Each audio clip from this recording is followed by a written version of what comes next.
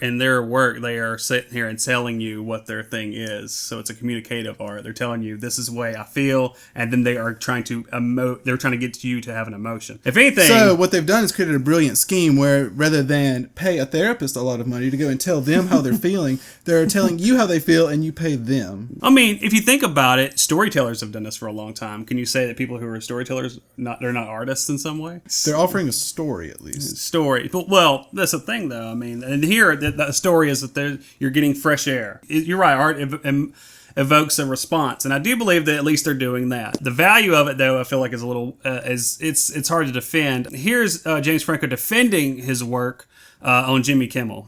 I want to ask you about your art, specifically non-visible art. So Okay. I got involved with this project with this group, this couple that call themselves Praxis. And they asked me to contribute to their museum of non-visual art, which is a conceptual kind of art museum that has art that you can't see. Right? Now, it sounds silly. On a certain level, like a headline, like, oh, Franco is, scamming him again. Like he's got, Yeah, it sounds like you're a genius. But, there's a history of this kind of thing. If you buy a Saul LeWitt piece, it's just going to be plans. Do you know what I mean? It's not like you buy a painting. But it's something or you Lawrence could Wiener actually... will just be like words on a wall. You know what I mean? So this you get... you get a description of the piece, and then the piece is in your imagination. I mean, it sounds crazy, but, this kind of conceptual art has been going on for, 50 years. I'm going to get my son a non-visible car, I think, as a... Look at this beautiful Ferrari that I bought for you.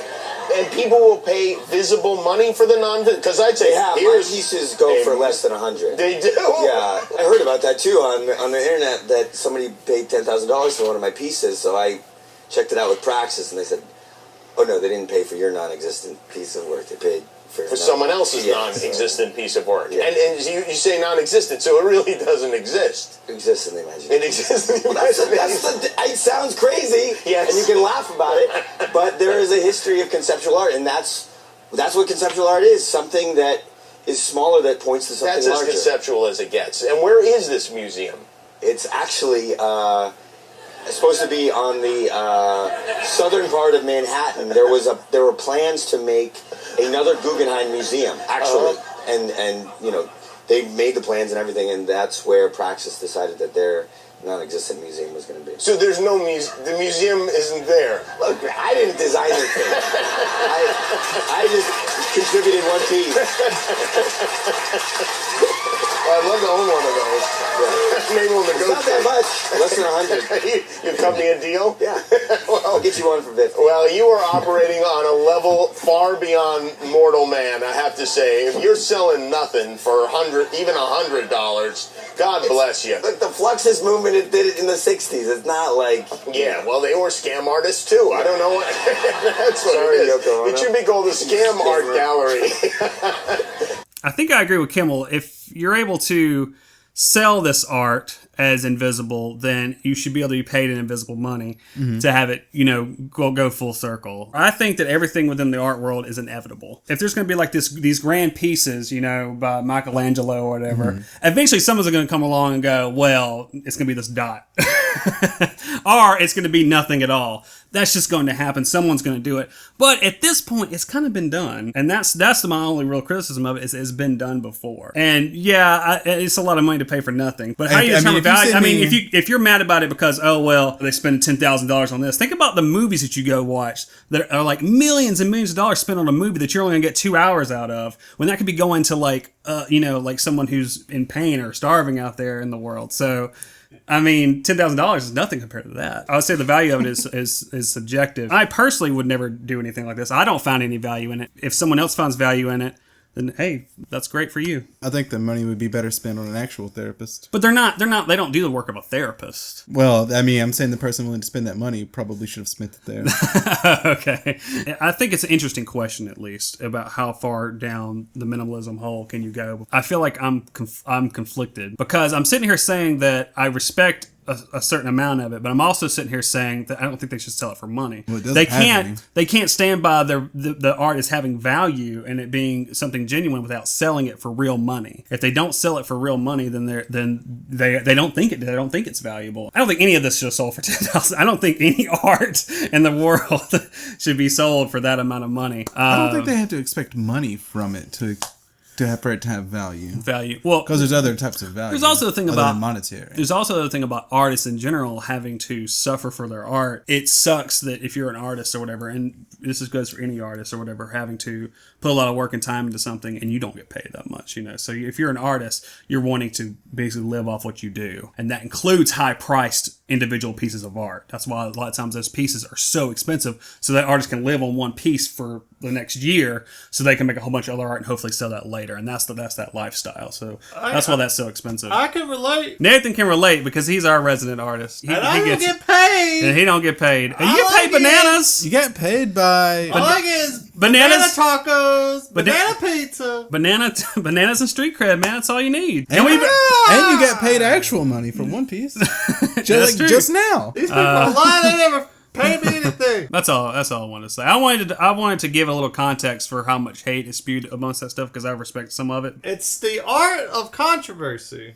I think that's a good. Actually, shut. You're not supposed to be this smart. You need to shut your mouth. That's another thing too. A lot of this is to provoke a reaction and provoke a hatred, which would also be a part of the performance. Is that you're doing something so irritating that people get upset about it, and that calls attention to it. Like the Jay Chung guy, the guy who's sitting there filming without any film, actually filming with the actors. That is definitely to cause a reaction and to say, "Oh, well, that's art." So it's not invisible art, it's Trump art. Trump art? Trump art. It's irritating. Yeah. And it gets a lot of attention. Yeah. He's going to be president, and we're going to have to move. I'm going to go ahead and defend John Cage a little bit, too, because he also has other works he's done. John Cage's other stuff is actually very pleasing. And I respect John Cage because the work of the 433, I think he did it with a sense of humor. Plus, he does have other pieces, which are very minimal in style. They're usually like really low-key. I don't like even have an piano issue with pieces. minimalism, but at least there's something. And like I that think puts 433 in context. He wasn't Right. just like putting out a whole album of silence or anything like that. Right, yeah, exactly. And I feel like it was that, a little bit just seeing what he could get away with, you know, get a little away bit. with. Yeah, like that, which would fall into the line of Yeah. him having some humor about Right, it. I think so, too. And then see what people said about it Yeah. because he's already established and has other works and he's done good things, you know. If you're going to do something like this, which is really bold, you at least need to prove that you are an artist first. An album I listened to a long time ago by Alias. It's called Muted. And the album's not muted. It's actually like hip-hop instrumental. But there's a part in it, one of the last songs, where they throw silence in there for a little bit. And that was interesting because it was usually like maybe 10 seconds of silence in between the song. And I'd be listening to the song and be like, all right. Okay, I'm listening to my car. And then they come back in, and it was at least interesting. Again, that's context. There's that. There's another group called Das Racist who sometimes will, when they're rapping or whatever, they can rap well. Is it pronounced like? It's racist. The It's word Das is racist. racist, It's yeah. not like some other thing where it's like Das Racist. No. For a long time I called it Das Racist, and I was completely wrong. It's Das Racist. And if you wanted the context for that, I'll either tell you or you can look it up. And they're very good rappers, but they also sometimes will, for the humor of it, they will sit there and they will repeat one word over and over and over again, or they will keep their outtakes. So if they're rapping or whatever and they're freestyling and they f up, they sit there laughing. You can just hear them laughing in the studio as the record goes on. So at least they're doing it again with humor. I think there's artists out there who actually have genuine intentions that this is their art and this is what they believe. And I do think there's people out there who are just scamming. Yeah, and yeah. I think that's the distinction. Anyway, this one probably wasn't that interesting, but whatever. We did it. We're done. Let's move on. Okay, we realized that was something different from Mystery Mondays. It was just, I saw the video from Critical. I love Critical. I loved his video on it. He hated it as much as I did. I may have animated the hate a little bit more for the video, but I do hate it. That part is true. Thank you for tuning in and sticking with us through this one because, again, a little bit different. And at the same time, I just want to remind you guys, if you're new to the channel, check out some of our other stuff. We usually cover more mysterious or paranormal things, hence the Mystery Mondays. We got Fan Fridays. We do monthly recaps. So if you're new, subscribe. Be sure to like and share. And as always, you can find us on Twitter and on Facebook. And we have a Patreon set up if you ever feel so inclined to check it out. And there's a few perks set up over there. Hey, it'd be smart Yeah. if this video was nothing. Oh yeah, the thumbnail's gonna be pure white. This whole video should be pure white. Oh, I was gonna tell you guys that the thumbnail's gonna be pure white. No, our icon's not gonna be on it either. Okay. Okay. Bye, guys. Hey. They'll say hey.